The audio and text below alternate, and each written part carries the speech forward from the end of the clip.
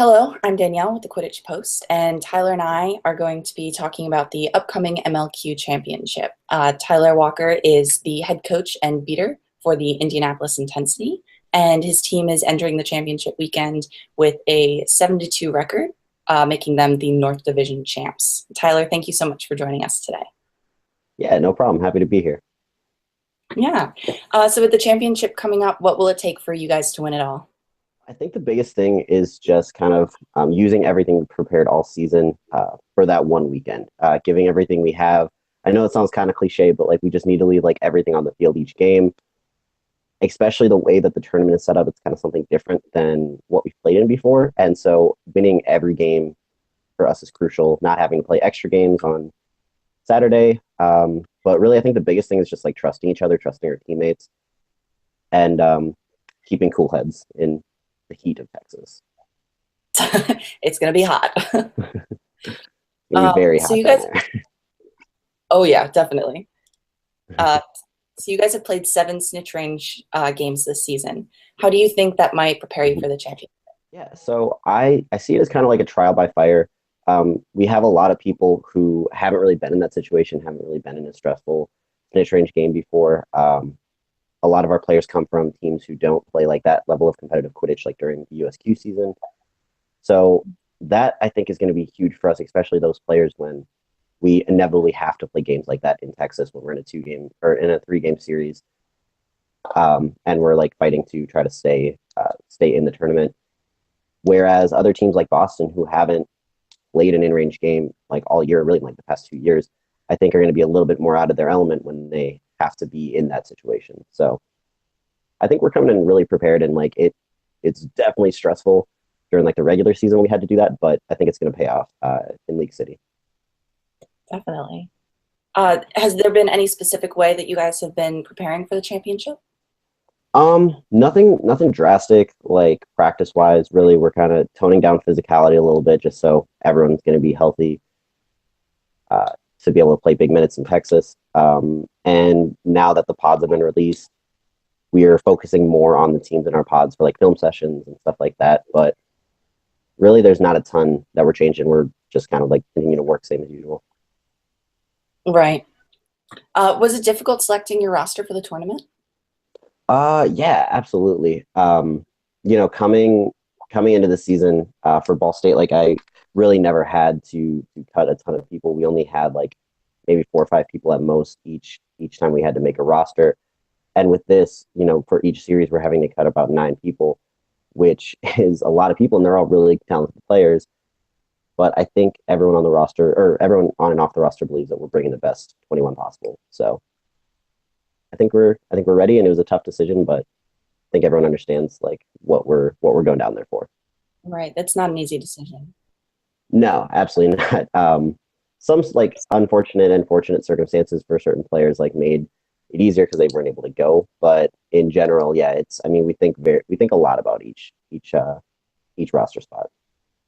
Absolutely. And you personally have had a really phenomenal season. You were recently selected for the All World squad.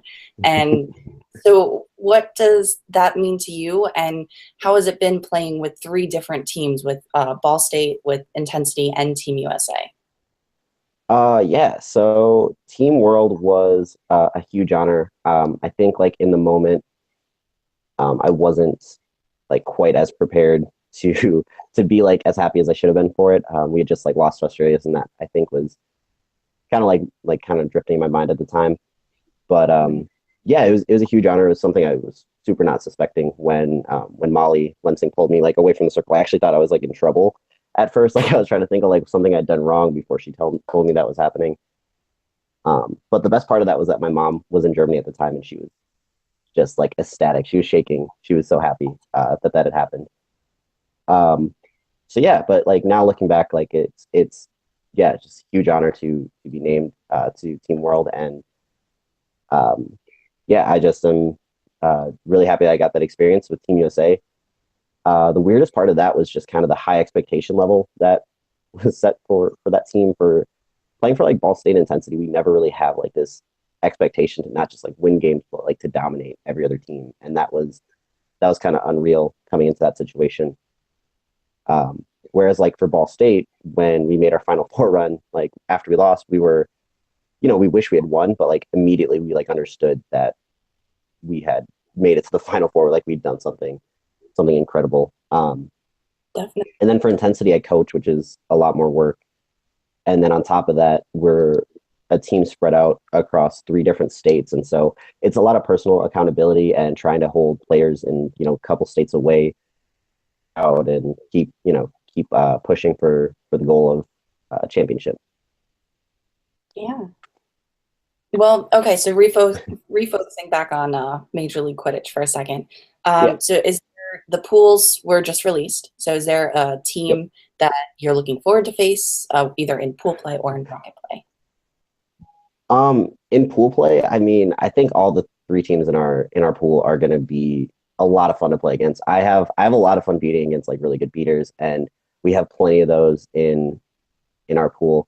Um, I especially Salt Lake City. I really like the way they play. They play very smart Quidditch, and they've been playing really well all season. Um, as well as Washington. Their beaters, Jeremy Den and Madonna, I got to face against in South Carolina in our first game on day 2, and that was a really good game, and like they were both very good beaters.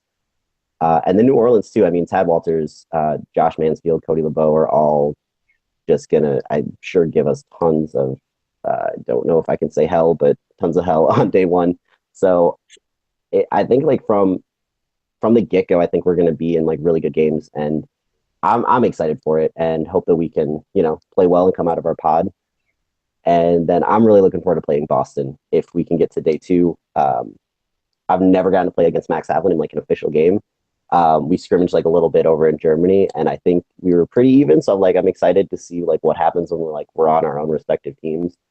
Um, and then I mean, any one of Austin, LA, or anyone who makes it out of that side of the bracket would, I mean, in MLQ, it's like everyone has like really good players and really solid players across positions. So really anyone I'm pretty excited to just generally play against.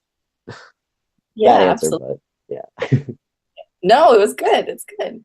Yeah. So do you feel any of your team players don't get enough credit that they deserve?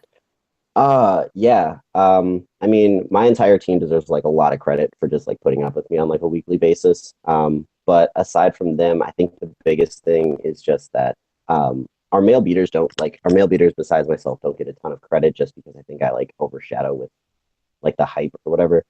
But like Colin and Jeremy both play incredibly well. They both play like pretty different styles from myself, and I think they both do a very good job of that.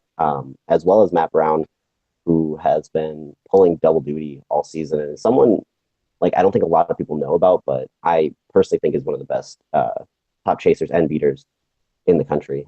Um, Aside from that, I think Luke Lips has been playing like really well all season. He also has a perfect practice attendance, which he definitely wants me to tell people.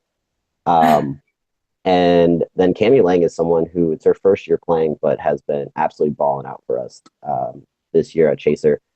And I really hope people continue to not know who she is so we can just keep scoring. Um, yeah. Nice. Well, that's great. Well, good luck with the Thank you. championships, and thank you so much for Yeah. joining us. Yeah, no problem. Shout out to Phil Kane, also my friend Phil Kane. Yes. Yeah. So I'd make sure. Yes, definitely. But yeah. Yeah, thanks so much for having me on though.